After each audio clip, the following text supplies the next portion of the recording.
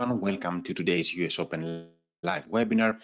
It is Tuesday, September 19th. I'm your host, Nikos Zabouras, Senior Market Specialist, Senior Financial Editorial Writer at FXCM. And central banks are in the spotlight this week. We have the Fed, the US Fed, kicking things off on Wednesday. The Bank of England follows on Thursday, and then we have the Bank of Japan on Friday.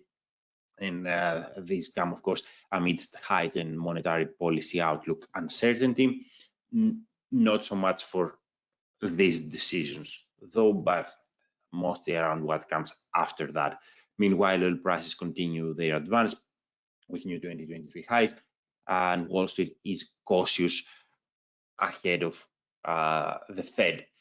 That's what we'll be talking about today. Before, however, we begin, as always, please read carefully through the risk warnings and the disclaimer.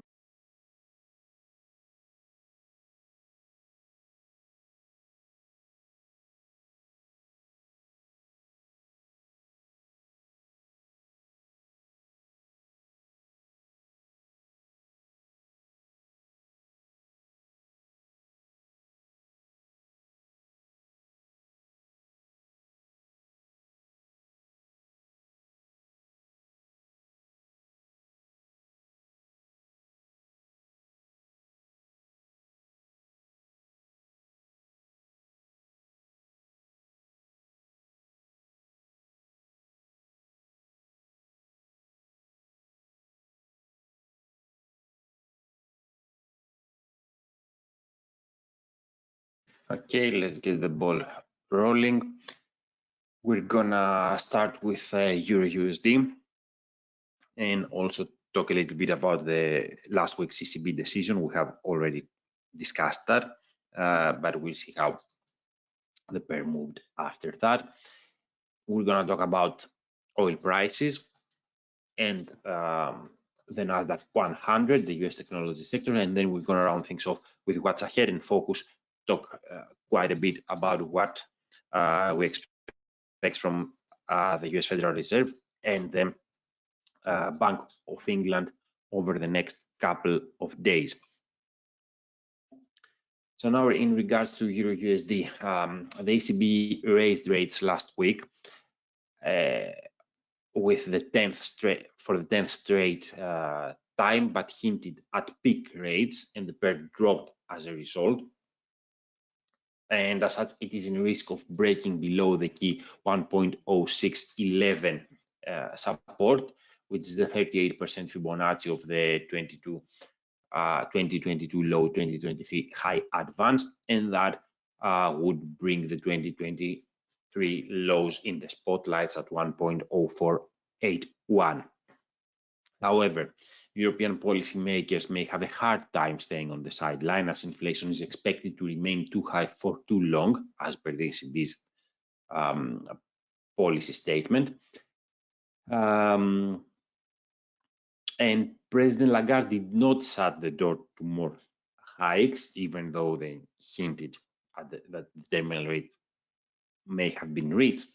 President Lagarde did not shut the door to more tightening, saying that we can't say that now we are at the peak.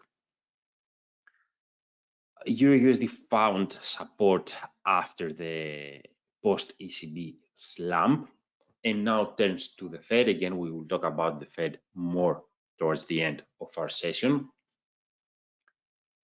It finds support and can push for the key hurdle at around 1.08, 1.0815, where multiple indicators, technical indicators, converge, but does not inspire confidence at this stage for sustained gains past that. The bias is definitely on the downside unless it moves above those levels. Of course, the next leg of the move will be determined by the Fed.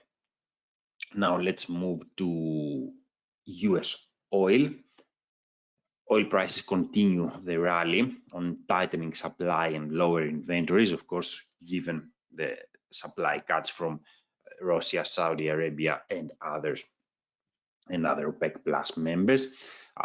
CEO of Chevron sees $100 per barrel coming. We're definitely moving towards that, speaking in a Bloomberg interview, of course. While Treasury Secretary Yellen believes that prices will stabilize, but of course it keeps an eye on them. Now, USOIL has the descending trend line from the 2022 multi-year highs in its crosshairs, which is currently located at around above 97, let's say. However, it is also at the most overbought levels since those 2022 multi-year highs, and that's clear on the daily chart, which we see here. You can see on the bottom part of the chart, this is the relative strength index, and you can see that it is at the most overbought levels since the 2022 peak. So this definitely creates scope for pullbacks, but a very strong catalyst would be required for the 200 period EMA to be threatened, which is located at around 84.50 at this stage. And with 4 minutes before Wall Street open, let's move to NASDAQ 100, the US tech-heavy index, before we go and talk about the Fed and the Bank of England.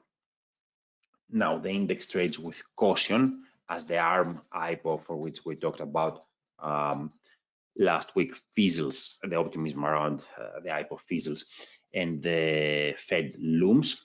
It runs its second straight losing month as the higher for longer narrative has gained traction, having bridged the 200 period EMA, the black line on the chart. It is in danger of further pressure towards the pivotal confluence of supports at around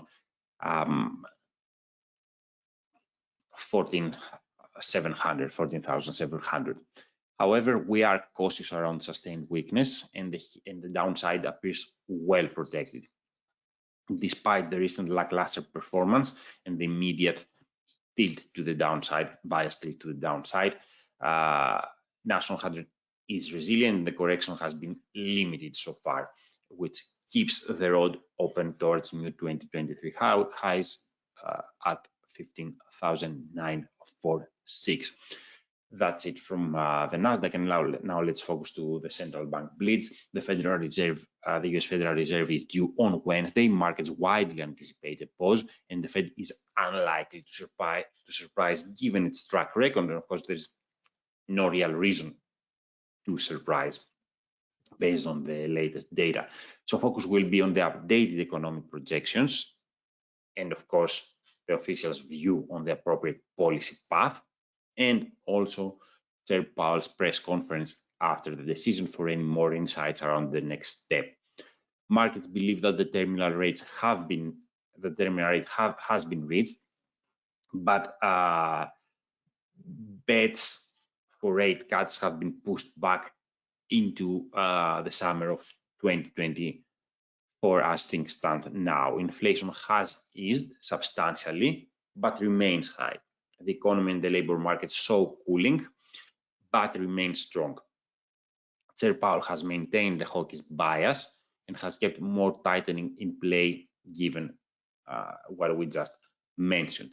Even if the Fed has indeed done enough to control inflation given the massive amount of tightening and the lags in the transmission mechanism, it's hard to signal the end of hikes.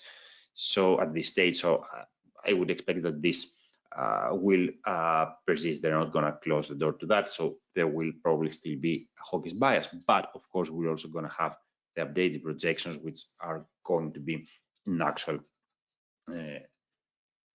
thing to watch. Now, the Bank of England follows on Thursday. Inflation in the UK is very high and is not projected to fall below the 2% target for another couple of years. Pay growth is at historic highs, fueling any wage price spiral. And as such, anything other than a hike would surprise me. Of course, Bank of England does have a track record of poor communication and surprises. On the other hand, the central bank has been hiking non-stop since the December 2021 liftoff, and every move intensifies concerns that it may break something in the process and that it could spark a mortgage crisis. Already, these costs have increased significantly, and mortgages in arrears increased 28.8% year-over-year in the second quarter, according to the latest report by the FCA. This obviously creates apprehension amongst policymakers, and government barely actually raised questions around further hikes recently in his parliamentary testimony. We talked about that then. He said that the bank is much nearer now the top of the cycle, and essentially it signaled that the end is near, and his rest of comments show that after this meeting, rates may actually peak.